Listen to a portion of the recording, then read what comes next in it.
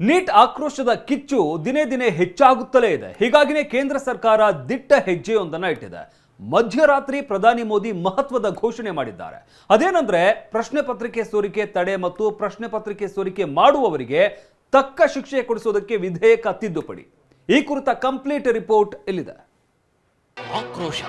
Neat ಪ್ರಶ್ನೆ ಪತ್ರಿಕೆ ಸೋರಿಕೆ ವಿರುದ್ಧ ಆಕ್ರೋಶದ ಗಡ್ಡೆಯೊಡೆದಿದೆ. ಸಂಸತ್ ಒಳಗೆ ಸಂಸತ್ ಹೊರಗೆ ದೆಹಲಿಯ ಜಂತರ್ ಮಂತರ್ ಸೇರಿದಂತೆ ದೇಶಾದ್ಯಂತ ಕಿಚ್ಚು ಧಗಧಗಿಸ್ತಿದೆ.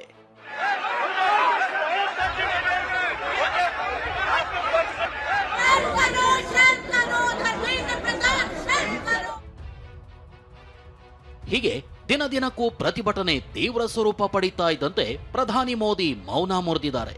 ಮಧ್ಯರಾತ್ರಿ ಮಹತ್ವದ ಘೋಷಣೆ ಮಾಡಿದ್ದಾರೆ.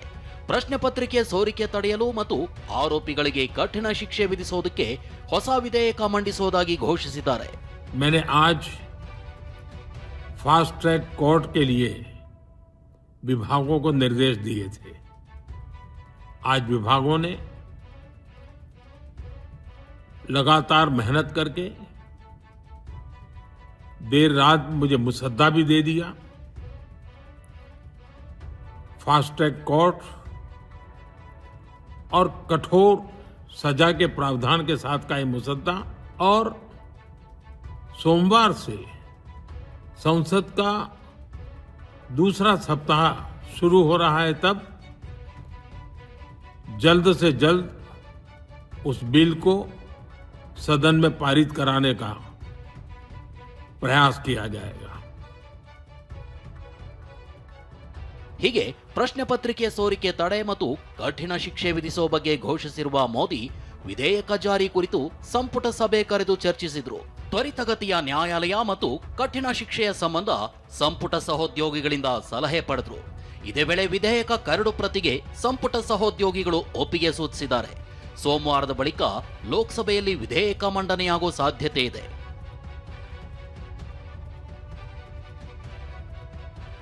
ಇದಿಷ್ಟೇ ಅಲ್ಲ, ಮೋದಿ ನಿರ್ದೇಶನದ ಬೆನ್ನಲ್ಲೇ ದೆಹಲಿ ಹೈಕೋರ್ಟ್ ರೋಸ್ ಅವೆನ್ಯೂ ಕಾಂಪ್ಲೆಕ್ಸ್ನಲ್ಲಿ ಫಾಸ್ಟ್ ಟ್ರ್ಯಾಕ್ ಕೋರ್ಟ್ ರಚಿಸಿದೆ.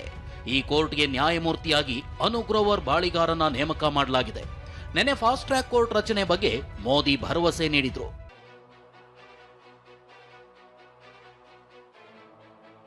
ಹಾಗಾದ್ರೆ ಏನಿದು ಫಾಸ್ಟ್ ಟ್ರ್ಯಾಕ್ ಕೋರ್ಟ್? ಹೊಸ ವಿಧೇಯಕದಲ್ಲಿ ಏನಿದೆ ಅನ್ನೋದನ್ನೇ ತೋರಿಸ್ತೀವಿ ನೋಡಿ. ಪ್ರಶ್ನೆ ಪತ್ರಿಕೆ ಸೋರಿಕೆ ಪ್ರಕರಣಗಳನ್ನ ತ್ವರಿತಗತಿಯಲ್ಲಿ ವಿಲೇವಾರಿ ಮಾಡಲು ಫಾಸ್ಟ್ ಟ್ರ್ಯಾಕ್ ಕೋರ್ಟ್ ತೆರೆಯಲಾಗಿದೆ. 3 ತಿಂಗಳ ಅವಧಿಯಲ್ಲಿ ವಿಚಾರಣೆ ಮುಗಿಸಲಿರೋ ಕೋರ್ಟ್ ತೀರ್ಪು ಪ್ರಕಟಿಸಲಿದೆ. ಹಾಗೆ ಸಾರ್ವಜನಿಕ ಪರೀಕ್ಷೆಗಳ ಕಾಯ್ದೆ 2024ಗೆ ತಿದ್ದುಪಡಿ ತರಲು ಕ್ಯಾಬಿನೆಟ್ನಲ್ಲಿ ನಿರ್ಧರಿಸಲಾಗಿದೆ. ಈ ತಿದ್ದುಪಡಿ ವಿಧೇಯಕದಲ್ಲಿ ಪ್ರಶ್ನೆ ಪತ್ರಿಕೆ ಸೋರಿಕೆ ಕೇಸ್ನಲ್ಲಿ ಆರೋಪ ಸಾಬೀತಾಗುವ ಅಪರಾಧಿಗಳಿಗೆ 10 ಕೋಟಿ ರೂಪಾಯಿ ದಂಡ ಮತ್ತು 10ಕ್ಕೂ ಹೆಚ್ಚು ವರ್ಷಗಳ ಕಾಲ ಜೈಲು ಶಿಕ್ಷೆ ನೀಡಬಹುದಾಗಿದೆ. ಸದ್ಯ 1 ಕೋಟಿ ರೂಪಾಯಿ ದಂಡ, 5 ರಿಂದ 10 ವರ್ಷ ಜೈಲು ಶಿಕ್ಷೆ ಜಾರಿಯಲ್ಲಿದೆ.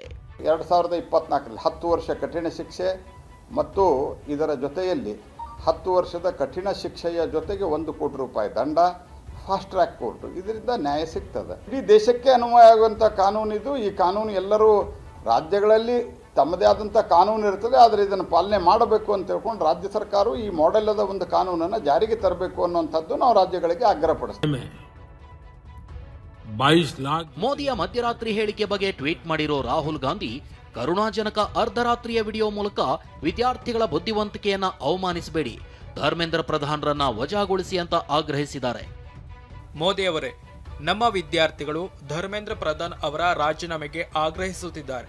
ಈ ಕರುಣಾಜನಕ ಅರ್ಧರಾತ್ರಿಯ ವಿಡಿಯೋ ಮೂಲಕ ಅವರ ಬುದ್ಧಿವಂತಿಕೆಯನ್ನ ಅವಮಾನಿಸಬೇಡಿ, ಪ್ರಧಾನ್ ಅವರನ್ನ ವಜಾಗೊಳಿಸಿ, ವಿದ್ಯಾರ್ಥಿಗಳ ಮೇಲೆ ಹಲ್ಲೆ ನಡೆಸಿದವರನ್ನ ಶಿಕ್ಷಿಸಿ, ಕ್ಷಮೆಯಾಚಿಸಿ.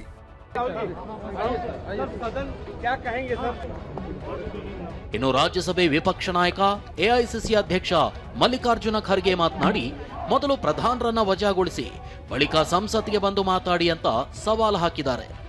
अगर उनको कुछ बोलना है तो सदन में बोलना चाहिए, तभी हम वो ऑथेंटिक बात उनकी समझेंगे. जब वो आएंगे स्टेटमेंट करने दो उनको.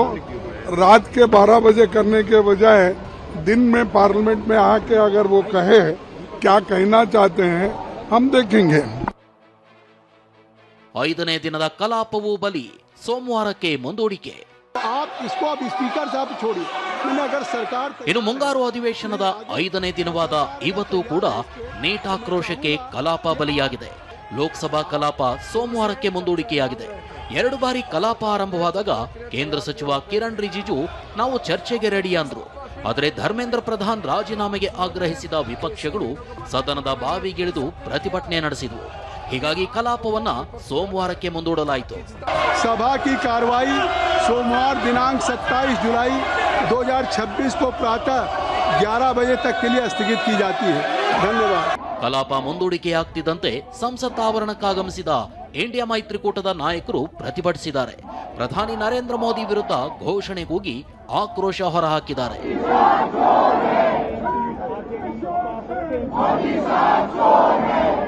ಇದೇ ವೇಳೆ ಮಾತನಾಡಿದ ರಾಹುಲ್ ಗಾಂಧಿ ವಿದ್ಯಾರ್ಥಿಗಳ 3 ಬೇಡಿಕೆ ಈಡೇರಬೇಕು, ಧರ್ಮೇಂದ್ರ ಪ್ರಧಾನ್ ರಾಜೀನಾಮೆ ನೀಡೋವರೆಗೂ ನಾವು ಚರ್ಚೆಗೆ ಹೋಗೋದಿಲ್ಲ ಅಂತಂದ್ರು. 3 मांगे हैं स्टूडेंट्स की. पहली मांग, corrupt education minister has to गो.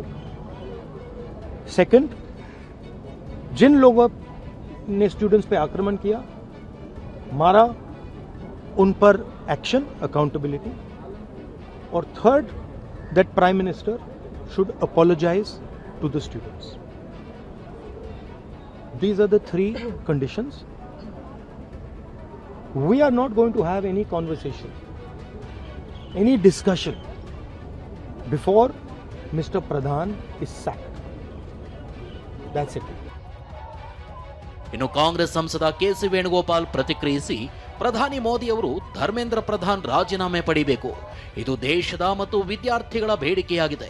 ಪ್ರಧಾನಿ ಮೋದಿ ಆ ಬೇಡಿಕೆಗಳನ್ನು ಗಮನಿಸದೆ ಕಣ್ಣೊರೆಸೋ ತಂತ್ರ ಮಾಡ್ತಿದ್ದಾರೆ ಅಂತ ವಾಗ್ದಾಳಿ ನಡೆಸಿದ್ರು. Prime Minister has to sack Dharmendra Pradhan as a education minister. This is the demand of students of this country. Without seeing that demands of students, he is now trying to eyewash all the things.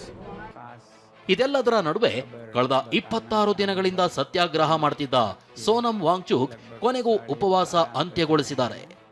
Bureau report, TV9.